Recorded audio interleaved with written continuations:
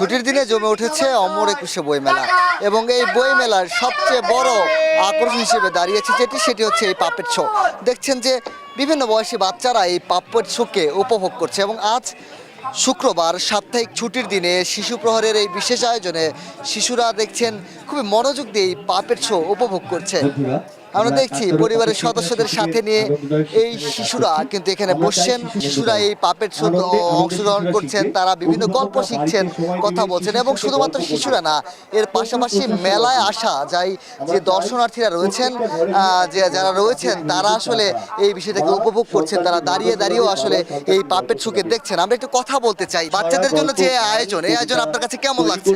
খুবই ভালো, শিক্ষণীয়, বাচ্চারা আসলে অনেক কিছু শিখতে পারছে যেটা আমরা আসলে বাসায় অনেক সময় শিখাতে পারি না, সে বাস্তবে দেখে আসলে একটা এই যে বই কেনার সাথে একটা আগ্রহ ছোটবেলা থেকে ক্রিয়েট হচ্ছে, এটা আসলে চমৎকার আয়োজন, এটা বলতে হবে। কারণ আমরা চাইলে বাসায় অনেক সবকিছু শিখাতে পারবো না, সেক্ষেত্রে এই ধরনের আয়োজনে বাচ্চারা, যেমন বাচ্চা সে আসলে দেখছে, খুব মনোযোগ দিয়ে, যে আমি তাকে এমনি ঘুরছি, তাকে কন্ট্রোল করতে পারছি না, এটা কন্ট্রোল করতে পারছি তাকে। তিনি কিন্তু বললেন বাচ্চাদেরকে নিয়ে যে আয়োজন, সেই আয়োজনের কথা আমরা একটু বাচ্চাদের মুখ থেকে শুনতে চাই। এই পাপেট শো তোমার কাছে কেমন লাগছে? ভালো, কেমন ভালো লাগছে? অনেক ভালো, তোমার কাছে কেমন লাগছে? অনেক ভালো, তোমার কাছে অনেক ভালো, কেমন লাগছে বলো তো? ভালো লাগছে। ভালো লাগছে। বাচ্চারা কিন্তু এই বিশেষ যে পাপেট শো রয়েছে সেটিকে কিন্তু আসলে উপভোগ করছে। শুধুমাত্র এই পাপেট শো না, পাশাপাশি রয়েছে এখানে দুটি বায়োস্কোপও রয়েছে। দর্শক, আমরা যেমনটি দেখছি যে আমাদের গ্রাম বাংলার পুরনো দিনের যে ঐতিহ্য সেটি হচ্ছে এই বায়োস্কোপ এবং এখানেই কিন্তু আসলে গানের তালে তালে হাতা ঘুরিয়ে কিন্তু আসলে বায়োস্কোপ দেখা হয়। দেখছেন যে পাপেট শোতে সুন্দর সুন্দর কিন্তু শিক্ষণীয় যে গল্পগুলো রয়েছে সেই গল্পগুলো বাচ্চাদের জন্য আসলে বাচ্চাদের জন্য দেখানো হচ্ছে। এক্সট্রিম মশার কয়েল প্ল্যান্ট ফাইবার দিয়ে তৈরি, তাই সহজে ভাঙে না, সুগন্ধিযুক্ত ও নিরবিচ্ছিন্নভাবে জ্বলে। ডেঙ্গু, চিকুনগুনিয়া বাহি সহ যে কোনো মশার বিরুদ্ধে দেয় এক্সট্রিম সুরক্ষা। এবং বাচ্চারা এই বিষয়টিকে খুব বেশি উপভোগ করছে এবং মেলার সবচেয়ে বড় আকর্ষণ হিসেবে কিন্তু এই পাপেট শোই চলছে এবং এর পাশাপাশি যে বায়োস্কোপগুলো রয়েছে সেই বায়োস্কোপগুলো চলছে। দেখ দেখ, বাগান বিলাসের ডালে রঙিন প্রজাপতি বসে আছে।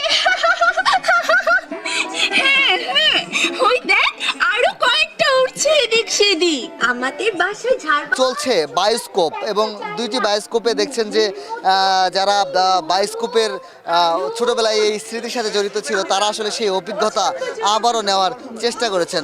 একটু শুনতে চাই বায়োস্কোপ কি আসলে আছে এর ভিতরে। বায়োস্কোপের ভিতরে একটা গল্প আছে। এটা হচ্ছে আগের মানুষ যারা দেখতো, তখন টেলিভিশন কিংবা মোবাইল ছিল না, তখন বায়োস্কোপের মাধ্যমে আজকে ছবি দেখতো বা একটা গল্প দেখতো।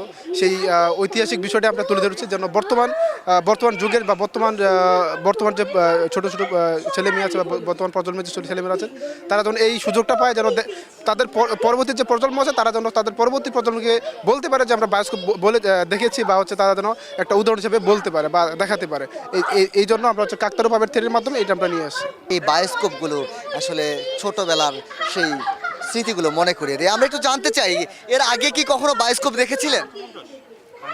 অনেকদিন আগে দেখেছিলাম, যখন ছোট ছিলাম তখন দেখলাম, তো এখন এক্সপিরিয়েন্সটা রিলিভ করতে আবার এটা এক্সপিরিয়েন্স করার কি নস্টালজিক।